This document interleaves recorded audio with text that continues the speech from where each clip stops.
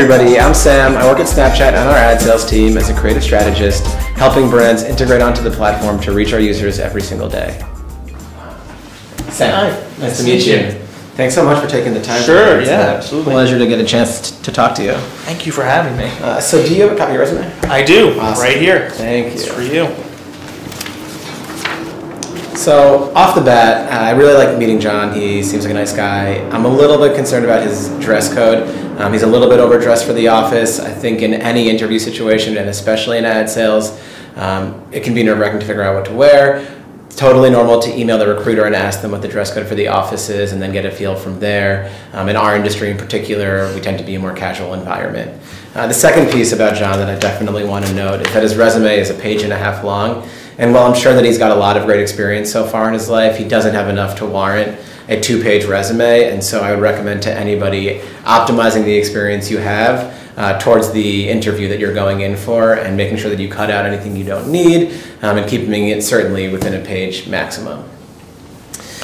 So John, you've got a really, really extensive resume here and I appreciate that. I would love for you to walk me through it a bit, tell me a bit about yourself. Sure. Give me a sense for who John is. All right, cool. So I guess it would be most apt to start my academic history. I am studying politics, philosophy, double majors and a minor in German at NYU. And I am very interested in all those fields and they're all very near and dear to my heart. To give you a better picture of who I am outside of the workplace, I write a lot and read a lot and play instruments. What instrument do you play? I play the banjo, the mandolin, the ukulele, and I just started to learn how to play guitar. It's a lot of string instruments. It is a lot of string instruments. So I liked that John had a lot of great experience to talk about. He was very articulate. He gave a lot of solid examples. He went on just a little bit too long, and I'm a little bit concerned that he didn't pull out any sort of like most salient facts about his life that could have related to the industry or the interview or maybe focused in on something in particular that he loved most that he's done through his academic and internship experiences. So moving kind of more along, John, I'd love to get a sense for how you might survive within an ad sales environment. And ad sales personalities tend to be very big, they're very diverse. Can you tell me a little bit more about an experience maybe where you've had to manage a lot of competing personalities, come to a satisfactory conclusion for multiple parties, something like that? Sure. Would it make more sense for, or maybe not make more sense, but would you be open to hearing something more personal, or do you want something to be purely academic or purely professionally related? I want something that's going to demonstrate who you are. Okay. Then I would definitely point to the situation as it stands in my apartment. I live with I live with a bunch of different people, and we all study different things. So, like I said, I study the 3 things that I study. I live with a guy who does mathematics and computer science. I live with another roommate. She does fashion studies. One is an English kind of guy, English major, and then my other roommate is radio journalism, or broadcast radio and journalism. And so, as you might imagine, it gets a little bit hectic when we're trying to deal with all these personalities in a very small living environment. So there's actually one instance where the math major guy set up the network so that only I could print because he felt that I was the only one who deserved to print. And which I appreciate, that was very nice, but it led to a conflict between him and my roommate who studies fashion. And they weren't seeing eye to eye because he had a very reductive kind of idea of, well, X, Y, and Z, therefore John should be the printer. And she said, but there's more to it than X, Y, and Z. And she was coming at it with this, if we want to take this dichotomy, which I think is a false dichotomy, but I think for all intents and purposes it works, of like left brain and right brainness. It was this kind of clash between, I stepped in and I was like, how about we just resolve this amicably? And it was resolved amicably, and now fashion studies roommate can print. That sounds wonderful. I'm sure she loves getting all of her sketches out there. She loves it. So I think John asked a question back in return, which I appreciated. He wanted to make sure that he was giving the right type of answer. And as a result, he was able to provide an experience that really resonated with me. And he didn't necessarily give enough details into how he resolved the conflict, but I think he was able to demonstrate that he's a trusted individual among his cohorts, and that he can manage a lot of people from diverse backgrounds, and that's definitely an important piece to any ad sales job when you're starting out. Moving more into sort of the advertising environment, beyond the big personalities, it requires a lot of persistence. There's a lot of no's that come your way when you're trying to make a deal or trying to sell your product.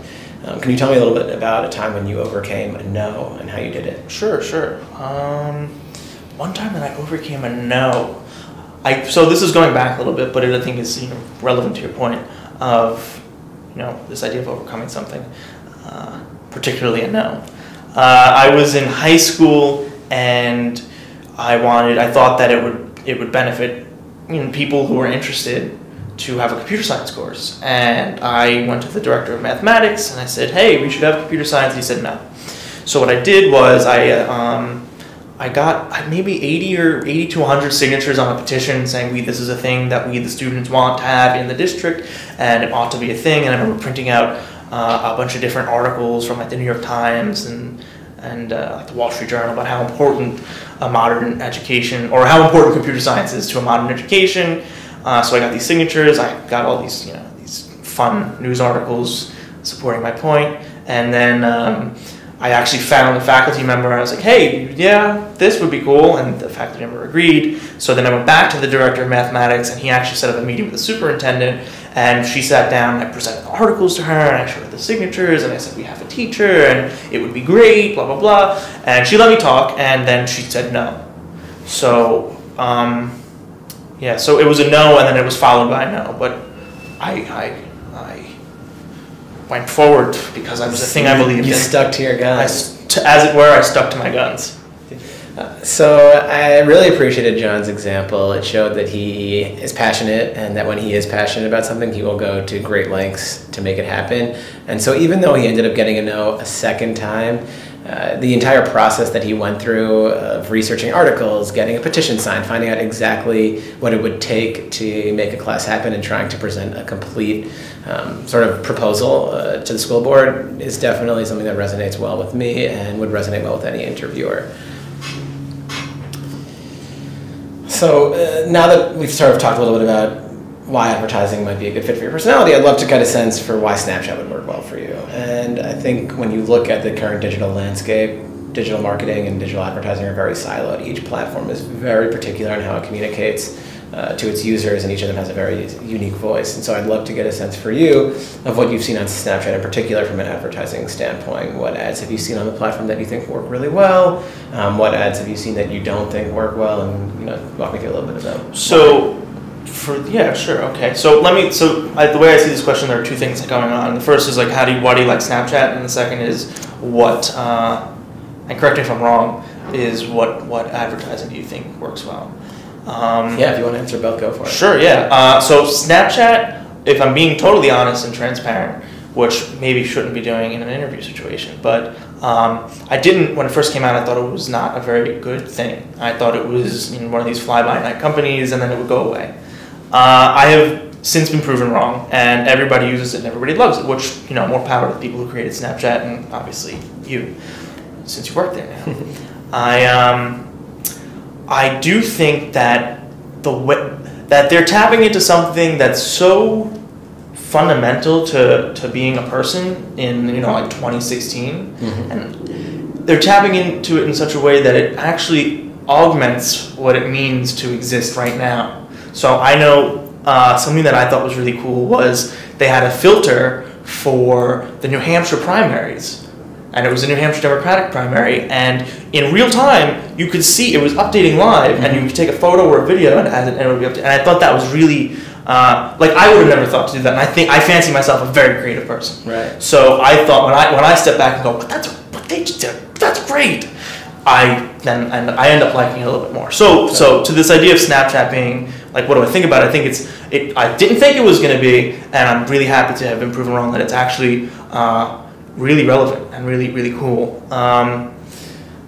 To the point of advertising in the app, I really liked, I was scrolling through, I know all the way to I swipe to the right, they have a bunch of publishers listed, and publishing outlets. And I remember seeing one of my friends actually talking about food in one of them, and I thought that was really, really cool. I like that.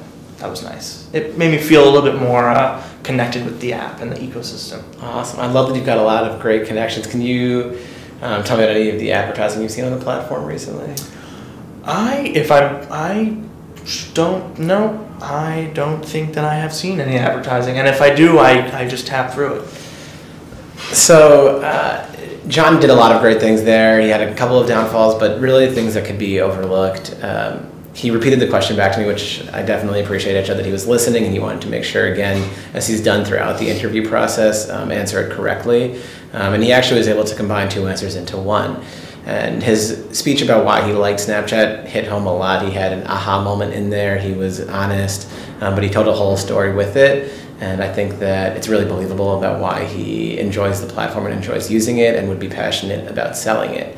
It also shows that he uses a lot of parts of the platform. He noticed this geo filter in New Hampshire, which even though it wasn't an advertising product, is definitely something unique on the platform itself. He also scrolls over to Discover and reads Discover, and so it's nice to know that he's taking part in all sort of areas of the app itself. Now, the only issue was that when I pushed him on finding sort of an advertisement that he liked or didn't like, he wasn't able to point out any solid examples.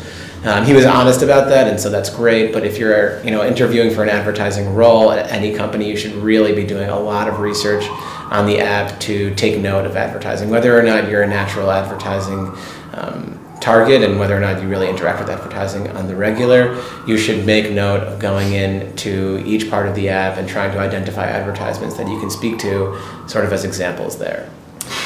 So just to sort of close out, John, I'd love, as any advertiser wants to know, if you had to be a brand, what would it be? Or maybe a better way to think about it is, what is your favorite brand and kind of what do you see them doing well out in the digital space in particular today? Sure. I don't think that, so preface, I don't think that I have a favorite brand, but I think that there are certain brands who are doing very well, respectively. I think that, one brand, when I think of, who's a brand that's doing the brand well, is Warby Parker. Because and maybe this is just me, but one thing that I notice about my interaction with them is they will frequently send out emails, direct email campaigns, and I always open them. Always open them. Because 100% of the time. So 95% of the time. And being honest. Sure. But I think that I open them so frequently is because, the reason is because I never know what's going to be in it. What content could they have? They sell glasses. Really, what else can they say except they're cheap and they're nice? Do you know what I mean? Yeah. But they figure out a way where it's cool. And I always am like, that's all right. Good job. Great. I should buy those glasses. You're right.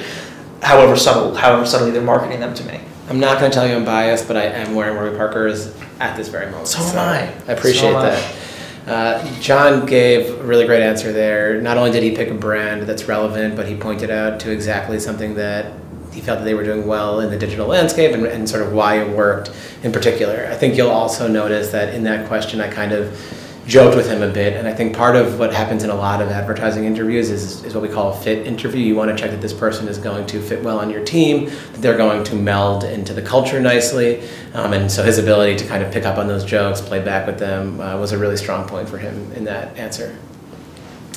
John, thank you so much for taking the time. Really appreciated getting to talk to you. Before we end, I'd love, if you have any questions for me, I'm happy to answer anything I can. I don't think I have any questions for you.